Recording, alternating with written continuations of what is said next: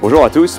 Alors avant d'engager le propos, d'abord je veux vous dire que j'ai bien conscience d'être l'un des derniers remparts qui vous sépare de la pause sucrée. Hein, donc soyez tout à fait rassurés à cet égard. Je crois que dans une dizaine de minutes ou une vingtaine de minutes, on y est. Donc voilà, un dernier petit effort et après ça va bien se passer. Je voudrais partager avec vous un moment parce que j'avais le bonheur d'être au premier rang. Ça c'est vraiment le génie d'Emmanuel Duez.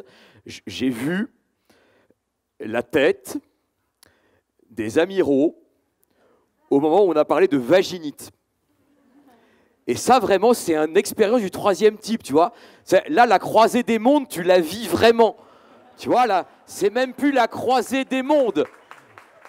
Là, le truc, il fait 5 degrés, on ne sait pas pourquoi, ils ont coupé le chauffage. Bon, il y a un mec qui n'est pas payé, le mec, il n'a pas eu sa solde, il a dit, moi, je coupe le chauffage. Il y a un mec, il est complètement dingo, tu vois, il a dit, tant pis, ils seront tous malades, c'est sponsorisé par UPSA, on s'en fout. Bon, le mec n'a pas eu sa paye, il a coupé, il est parti, bon, très bien. C'est le mec qui était sur l'hélico tout à l'heure, on s'en fout, bon, il est reparti avec le chauffage. Bon, et pour autant, t'as les mecs du premier rang, là, ils ont la goutte, tu vois.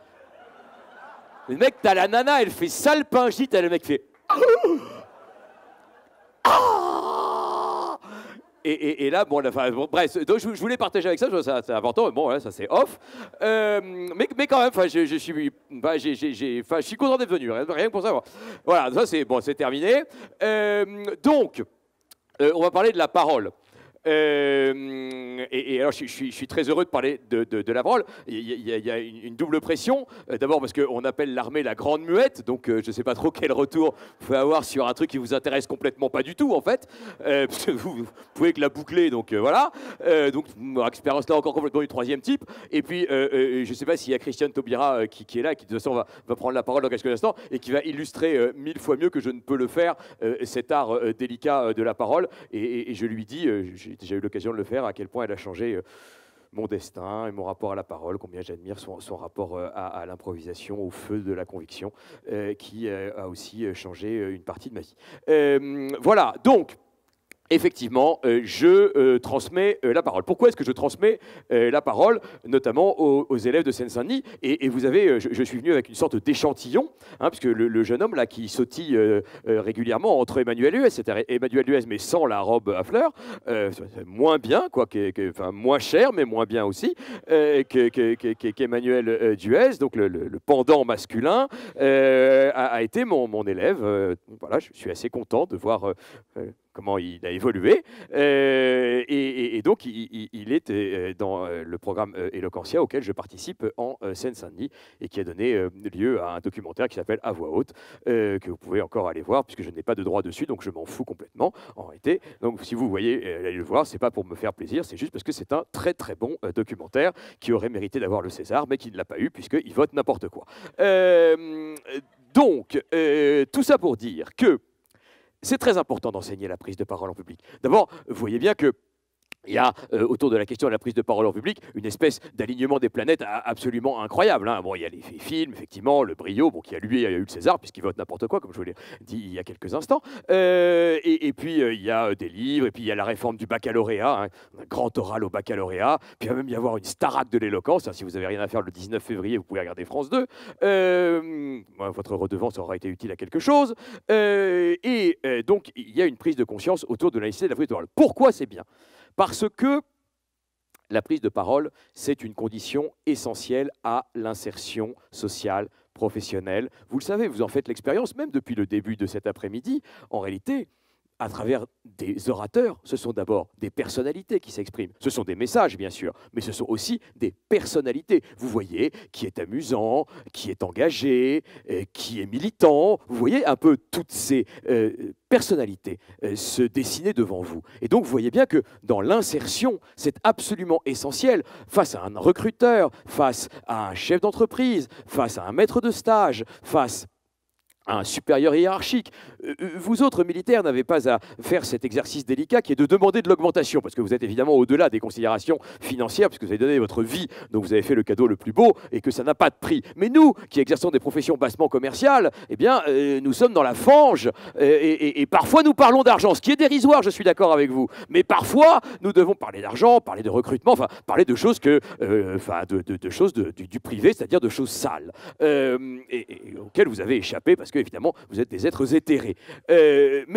Voilà, donc c'est très important pour trouver un travail, pour trouver une formation, pour accéder à l'enseignement supérieur. Donc c'est très important parce que, on le sait bien, parler avant de dire ce que l'on a à dire, c'est dire qui l'on est. Et donc cette maîtrise des codes de la prise de parole en public, elle est absolument déterminante et c'est pour ça que je participe à l'enseignement de la prise de parole en Seine-Saint-Denis parce qu'on a tôt fait de catégoriser les gens en fonction de la façon dont ils parlent et de les mettre sur des voies de garage parce qu'ils ne s'expriment pas bien. Et j'espère, en donnant quelques samedis après-midi au bout de la ligne 13, hein, la ligne 13 bleue, hein, pour les Parisiens qui voilà, représente. Hein. Donc, la ligne 13 bleue. La ligne 13 jaune, c'est les bourgeois, c'est Asnières. La ligne 13 bleue, ça, c'est vraiment nos Passaranes. Donc, c'est Saint-Denis. Hein, voilà. C'est très important parce qu'il y a aussi dans ces départements parfois un peu stigmatisés où on va d'abord quand il y a des voitures qui brûlent parce que c'est quand même beaucoup plus intéressant que quand il y a des écoles qui s'y créent. Mais c'est très important parce que la parole y est parfois plus brutale mais aussi parfois plus riche et aussi, je le dis, plus féminine parce que dans d'autres enseignements que je peux donner, il y a très peu de filles qui s'inscrivent alors que le cours est libre et que je suis un garçon gentil. Mais il n'y a pas de filles, enfin c'est l'histoire de ma vie en même temps. Alors que c'est pas un appel, hein, j'ai avec des mecs de toute façon, donc c'est tombé. Oui, je suis encore trompé d'adresse, bon. Enfin, c'est l'histoire de ma vie, là encore. Tout ça pour dire qu'il y a un bouillonnement autour des nanas et je trouve ça très, très chouette parce que dans les cours d'éloquence, avant il y avait une sorte d'autocensure des filles et c'est très important qu'elles puissent prendre la parole et je trouve qu'elles le font plus en Seine-Saint-Denis qu'ailleurs et donc ça je suis vraiment très heureux. Donc ça, c'est la première chose, transmettre la prise de parole pour essayer de dépasser les déterministes, de dépasser les avenirs tout faits, parce que c'est en maîtrisant ces codes de la prise de parole en public qu'on s'intégrera mieux d'un point de vue citoyen, d'un point de vue social, d'un point de vue économique, d'un point de vue amical, d'un point de vue amoureux, si on est vraiment très ambitieux. Donc, véritablement, je crois que cet enseignement, que, au demeurant d'ailleurs, moi je n'ai pas reçu, parce qu'il y a, bon, enfin bref, au siècle dernier, on n'enseignait pas la prise de parole en public. Et il est important que cela revienne au premier plan, parce que je suis convaincu que cette transmission de la prise de parole en public et de ces codes est une condition essentielle de l'insertion. Deuxième chose, je dis seconde, ce qui veut dire qu'il n'y en a pas de troisième et qui rapproche la pause sucrée. La deuxième chose, c'est que c'est par la parole que l'on peut refaire du lien social. Aujourd'hui, évidemment, on vit dans un monde de la communication par mail, par SMS, par Instagram, par Snapchat, toutes sortes de choses. Vous avez vu là tout à l'heure, évidemment, tout le monde a fait sa story, enfin, c'est formidable, bon, très bien.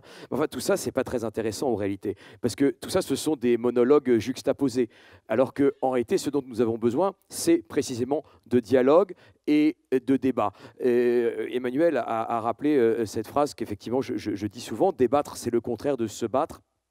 Et je crois en réalité que c'est par l'échange des idées qui ne peut se faire qu'oralement, parce que la parole c'est important, mais ce qui est important c'est aussi l'écoute, c'est-à-dire l'écoute non pas écouter pour répondre, mais écouter pour s'adapter et comprendre et peut-être évoluer. Et ça, le goût du débat oral, c'est-à-dire le débat dans l'instant, je crois beaucoup, c'est pour ça que je crois beaucoup aussi à l'improvisation, au lâcher-prise de la prise de parole en public. Et je crois qu'en réalité, la parole a ceci de singulier par rapport à l'écrit. Si j'écris quelque chose, j'écris pour une personne que je ne connais pas, je ne sais pas qui sera mon lecteur, et puis je ne sais pas quand je serai lu. Là, je vous parle, et ma parole naît et meurt dans le même instant, et elle vous est dédiée. Je fais des blagues sur les militaires. Si j'étais évidemment dans une autre assemblée, je ferais d'autres blagues, tout aussi nulles, mais différentes.